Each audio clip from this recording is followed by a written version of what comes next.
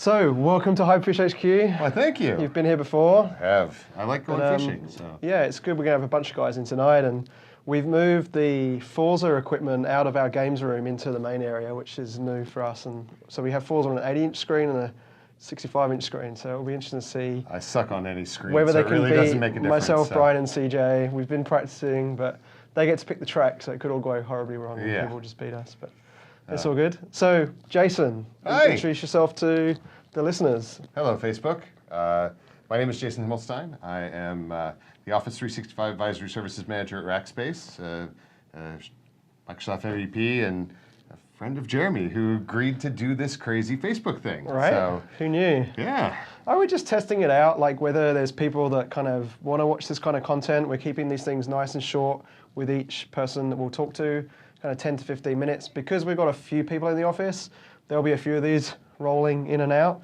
And we will cut these up onto YouTube afterwards, just so it's nice and easy like that for you to kind of consume, depending on which people you want to listen to. And clearly, Jason is the most important. Of course, yes. So one quick check before we get started. Can you hear us okay? I just want to get some comments in here that from the people actually listening. I'm guessing you can. My audio levels sound or look okay on the back of that camcorder. Yes, look at that. How about that? A little thumb. I'm impressed. Technology is is impressive best. stuff. This might take off, this Facebook thing. So look, at Rackspace, there's a lot of stuff you do. But one of the things that, especially now I've joined Hyperfish, is Active Directory. Azure Active Directory is now a big part of something that, I knew about before, but it's not something that I'm in the weeds with. And so you've been great as kind of a subject matter expert that I've kind of picked the phone up for and IM'd and been like, hey, Jason, what the hell is this acronym or this kind of aspect? So, whether you're on premises or you're hybrid or you might be completely online like we are at Hyperfish, what types of things are you seeing as trends that people listening that might be in one of those states can kind of be on the lookout for when it comes to Active Directory, for instance? Well, I've been doing AD for a really long time, since before it was AD. My world before SharePoint, before you knew me, was in the Exchange and Active Directory space, as a lot of folks were. I was an architect and migrated people from the NT4 world into Active Directory. And so what we see a lot of right now is identity is becoming a first-class citizen in corporations. It's long time just been, that's how we get logged into systems and we can access stuff, but it's actually becoming something that's really important to, not just the third-party vendors where we're trying to federate with, but actually it's becoming really important on-prem as well, being able to find people, whether you're using, the Office 365 suite and using Skype for Business and all of that, or, we federate into Slack as well. So we use ADFS and federate our identity in all that way, because we're starting to use Teams a little bit now, but we've been a big Slack user for a long time. So we federate two-factor auth, obviously, and all of those fun things, but, it's becoming less important for, for things to be only secured through AD, now that two-factor auth is a really big part of our world. It's, the way that security becomes a first-class citizen, and we don't have to think about, well, is it only AD that's protecting me? I'm actually reaching out and I'm doing all this SAML 2.0 and talking with other systems. I have protections other ways as well. So how do I keep all that stuff up to date so that when people find me, whether they're using Teams or Skype for Business or even using Slack, because all of our identity information is being populated through the federation with Active Directory. So how do you find out where Bob sits when you're talking to Bob? So it's, all of that stuff is really important for us to be able to reach and, and get out of. And now Office 365 being my bag of tricks these days. All the people profile stuff is really important because it's all being populated out of AD. So as we start to federate, because there's no such thing as Office 365 without Azure AD. It's all there, so for corporations, they have AD, they've had it on-prem forever. As soon as you stand up Azure AD Connect or ADFS and start to federate into Office 365, you're in a hybrid state. And that connection, as soon as you're in Azure AD, that gives you that two-factor auth as an option if you're running Well, you have to have Azure AD Premium, right? So there's a cost involved in that, right? There is a cost involved in that. You can go down the route of going Azure AD Premium, or you can go the EMS route, which will give you that capability as well. EMS, well, they changed the acronym, so it's always a little bit fun. It is the Enterprise Mobility and Security. So it used to be different things, but it's now and security. So that security component Microsoft is really focusing on at this point. We all just call it EMS. You get some of those capabilities in E5 as well. in the Office 365 suite. But if you're not going down the Office 365 route, you can go off and just get EMS or just get Azure AD Premium. It's usually plan 2 that you're looking at. And the nice bit about it was actually at Hyperfish, CJ, when I joined in November now, so I've been here a while, he was kind enough to turn that on just for me. So right now, I'm the only employee with two-factor auth on. But he showed me the other day, you probably see me double fisting with watches here, that if I have the Authenticator app on my phone, to start with I was doing that and I was typing the codes in because I got sick of typing the text messages in. And then when I got the watch, I noticed it immediately started notifying me on my phone where I could actually just click approve on my watch. And that would do the two-factor authentication push. And so it starts to become kind of a lot easier to handle than waiting for the text message. Now on a Mac, it wasn't as bad because with the Messenger client, your SMSs come on your desktop and you can just cut and paste the code in rather than typing it from your phone. But the watch thing's nice. The 3D touch on the iPhone is nice. I'm not sure what the Android experience is like, but I'm assuming that must be the same with their phones as well. Yeah, I'm imagining it is. I'm a big fan of the MFA capabilities with the Azure app. The one downside when you have the watch, because I have it too, I love it, but if I've used my phone recently and I have my phone open and it's sitting on the desk somewhere, I sit there and I look at my watch because I'm like, I'm going to push the button on my watch. But it actually pops up on the phone instead. Because if you have your phone unlocked, it doesn't send it to the watch. So it's one of those little things that's, oops. I haven't got that one yet. Yeah, so usually if I'm on my Mac, like my phone's in my pocket and watch is the one. And then I use Windows. And now the benefit of MFA, multi-factor authentication, two-factor, is essentially if your password's compromised for whatever reason, maybe you're using your date of birth or your pet's name and it's too easy to hack.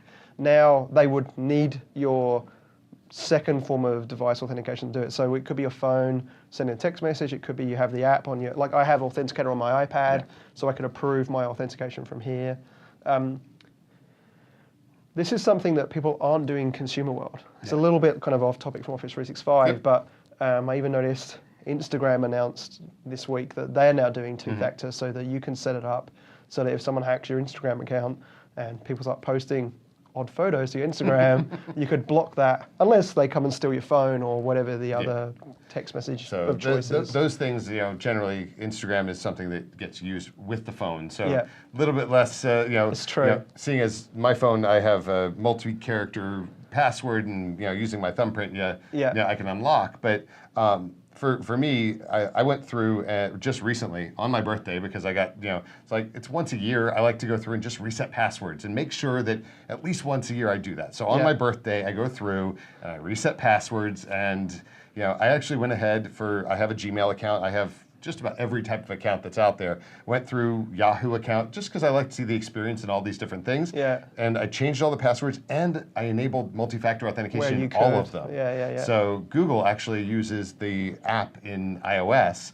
So you can you have to go in and open their app in order to go through and do the additional authentication. So I turned all this on for my wife in various different apps like Facebook and when she was at work the other day, she was trying to log in and it wouldn't work, and she didn't understand what it was asking for in the app because it's using the Facebook codes. But for an organization, this is a really good way of making sure that there isn't that leakage.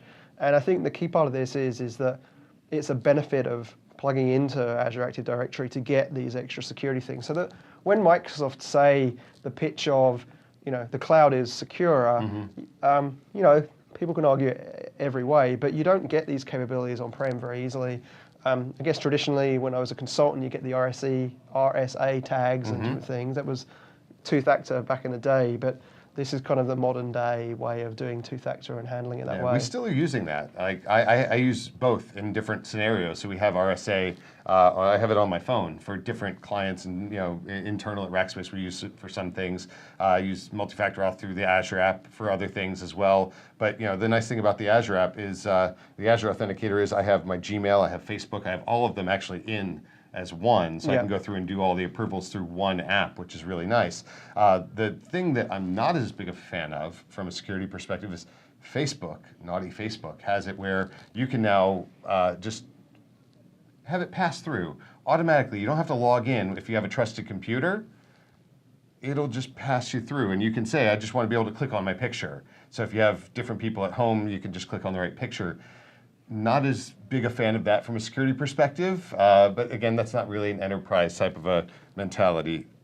Yeah. You've got people on your watch buzzing you, Yeah, right? a couple of them. So we've got a few people off, here. Take advantage of the live experience. If you've got any questions for Jason on kind of AD or any authenticator stuff, again, we are still testing all this, and Facebook Live is telling me the schedule time has passed. I'm like, thanks very much for that, but I'm assuming we're still live.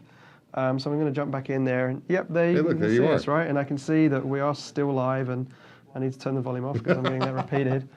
So we'll see if we get any questions. Now, another thing to talk about really on the Azure AD side of the house is, you mentioned AD Connect. Now, we had Mark Rhodes from Australia in a podcast. If you haven't listened to the podcast, I'd highly recommend it because he goes into a lot of detail. But you mentioned AD Connect. Now, when I was in Office 365 world, before jumping into the Azure world in Microsoft, it was called DirSync and different things. So in like a nutshell, in 2 minutes, how would you summarize like what all those things mean and what people really need to care about now? So DirSync originally was a product, dirsync.exe. And when we talk about it, oftentimes we talk about DirSync as a verb. So you have the noun, you have the verb. It gets really, really confusing in that situation. From Azure AD Connect perspective, Azure AD Connect will do a DirSync or a directory sync. So it is the modern client, so it's been out almost 2 years now. Wow, okay. So they put out the first version, and now they've actually deprecated the original DirSync client. So in order to do the directory syncing, you really need to be using the Azure AD Connect client. A lot of different things. There's actually a post that came out, I want to say it's been about 2.5 months now, where you can start to do pass-through using an Azure app as well, as opposed to doing a full ADFS on-prem, which is Active Directory Federation Services, which when you sync up your identity into Azure AD, it keeps a stub of that, but it says these live on-prem. They don't actually, I can't authenticate you here, and it redirects you back to your ADFS infrastructure in the on-prem methodology, whether it's living in Azure or if it's living in your premises. Oh, that's nice. On-prem is not so much a premises as much as it is a bits install. Yeah. So that is how that happens. It actually will pass you back to your ADFS implementation, the proxies, get your identity, pass everything back properly, and put you up into Office 365. Okay, and that's a one-way push in terms of the sync, right? Like it's not like a two-way push when I'm changing things in Azure AD? Is it coming back down? In Azure AD Connect, you actually do have, they put it into beta originally, and we had some problems with it. It's actually pretty stable at this point, pushing and pulling and being able to do password reset and all of that. From Office 365, it's actually through the Azure AD side of things. Really is a seamless experience for users at this point, but now we have a whole bunch of new stuff, which I'm not going to steal thunder from anybody else who's going to talk about this coming up, but there's a whole bunch of new groups capability you can do in Azure AD as well that just got released about a month and a half ago. So really cool stuff that's up in Azure AD now that you can start to do grouping and things like that. And so what's making you excited about where Microsoft are going? Like if there's one thing that is publicly known, because I know you're in a lot of NDAs and TAPs and different things, but what's really kind of, you're seeing a lot of value for organizations that are going to be able to leverage these features? So I'm excited about what they're going to do on May 16th. They've announced that they're going to have a big event online about the future of SharePoint. They did one last year on May 4th, and they're doing a May 16th event this year. So I'm excited to hear what's coming next. And then, I'm always excited about BI stuff. So all the cool Power BI, looking forward to seeing, we have a lot of customers who are using it internally at this point.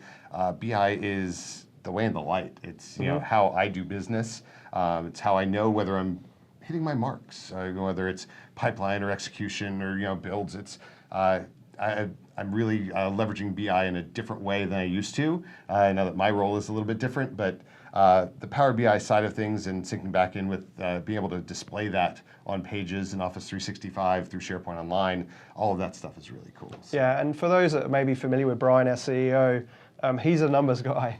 And so everything that we're doing in a sales capacity and a product management capacity right now, Power BI is my friend because it's actually quite easy. Like we've plugged into Insightly, which we're using as a CRM, and building these Power BI dashboards, and Brian sits there, zooming in and panning and all that kind of jazz. And it's been really impressive to see that once you've kind of got it set up and the data model's there, as day to day we're in that CRM and changing things, Brian can look at the dashboards and see straight away how things are going. And it wasn't that hard to do. Like I didn't have to write a bean of code, and the Power BI documentation. So simple a developer can do. Right, and also, you know, the data models were there. Like I just did a content pack installed and dragged and dropped on and selected what pretty chart I wanted. Yeah. And I mean, there's a few things we've come across that where it'd be nice if it did this and did that, but they're certainly getting there, and the videos and the documentation has been really, really cool. So Power BI is the thing that gets updated the most inside of the Microsoft stack, in my view. It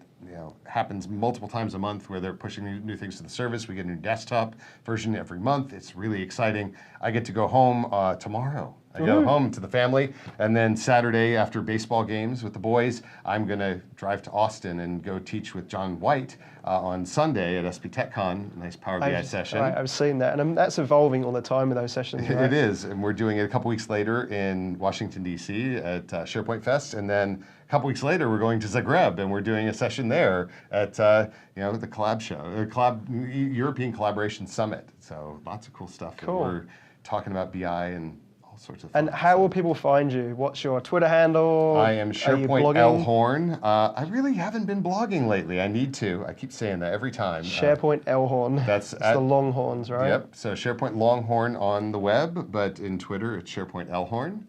Yeah. And you can find us all the cool stuff we're doing O365 at Rackspace.com. Cool, excellent. Well, I appreciate your time. My pleasure. There is pizza and beer out there waiting for you. Oh, then I need to go. What I'm going to do, again, this is more of an experiment as well, is I will stop this Facebook feed and restart it as a new feed with the next guest that's out there. And essentially, it's going to take me probably 3 or 4 minutes to pry the beer out of their hands and the pizza. I'm pretty sure you're going to get people in here carrying a beer. So well, that's going to happen most likely. And then we'll get them in here. So keep your questions coming. If you're sitting at home, please give me a few minutes and we'll jump in with the next guest. Hi, honey. Bye, Mom. Yeah, look, he's been good, Jill. I have. Thanks very much, man. Appreciate it.